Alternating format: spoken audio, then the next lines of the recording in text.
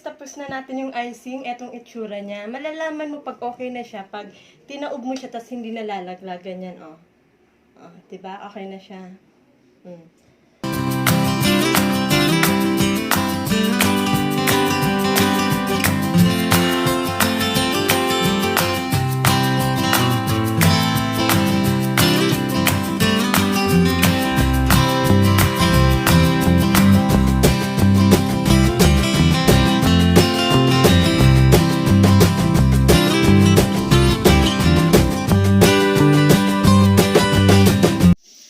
Sa paggawa pala ng icing, kailangan, Hi guys! Welcome back to my YouTube channel. My name is Mylene Cirilli for my specialty recipe.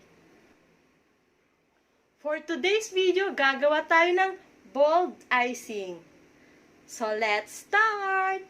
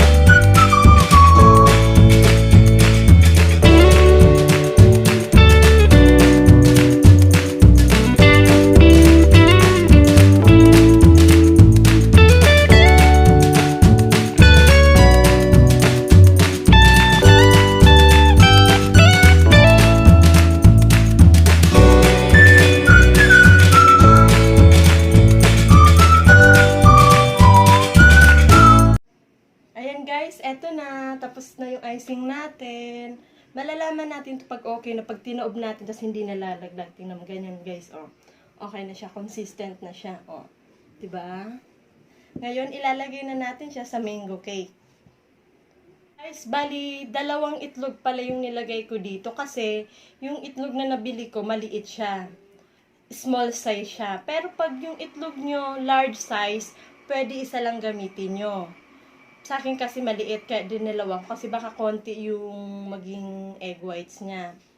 So, ito yung kalabasan niya.